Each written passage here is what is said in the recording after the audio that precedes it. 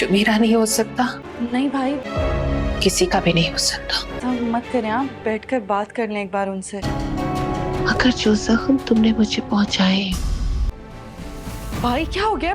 कैसी बातें कर रहे हैं आप? तो उस बेवा के लिए इतनी तैयारियां। आप बैठ जाएं, बैठकर बात कर लेते हैं हम लोग। क्या हो गया भाई? मैं तो तुम्हें जहर लगती थी। आपको किसी भी चीज की जरूरत हो आप मुझे इन्फॉर्म कर दीजिए। उसकी पतली चैन से कभी नहीं बैठने दूंगी मैं तुम्हें।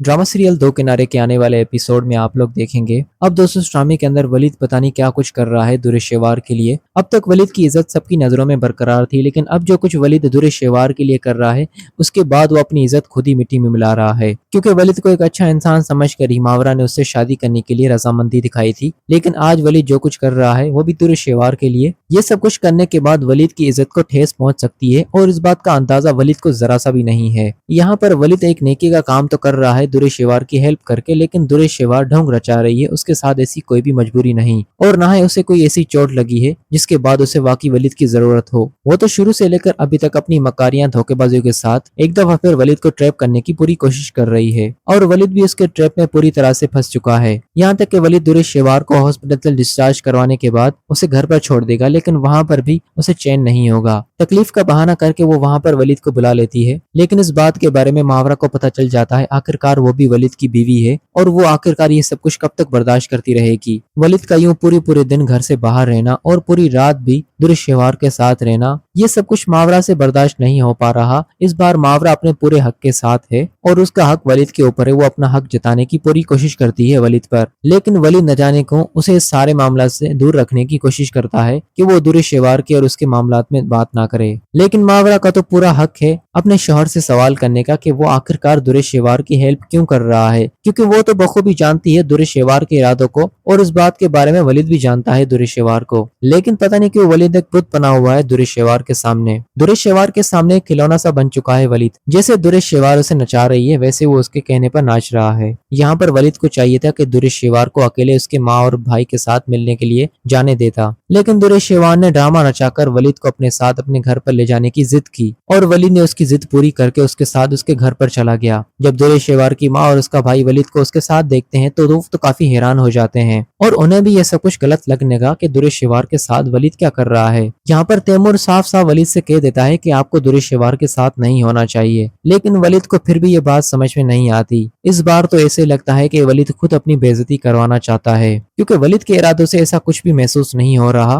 कि उसकी दिलचस्पी जरा सी भी नहीं दुरेशेवार के अंदर, बल्कि उसके इरादों से तो यही लग रहा है कि वो भी दिलचस्पी दिखा रहा है दुरेशेवार के अंदर और कहीं ना कहीं वो भी दुरेशेवार से दूर नहीं रहना चाहता। यहाँ तक कि इस बार वलीद को मावरा की भी परवाह नहीं कि ये सब कुछ होने के बाद मावरा वलीद के बारे में क्या सोचेगी कि वलीद एक समझदार और एक अच्छा इंसान होकर इतनी बड़ी बेवकूफियां कैसे कर सकता है, बार बार दुरेशेवार के जाल में कैसे फंस सकता है। लेकिन वलीद बार बार उसके जाल में फंसता चला जाता है। अब दोस्तों आने वाले एपिसोड में पता चलेगा इस ड्रामे का अंत क्या होगा।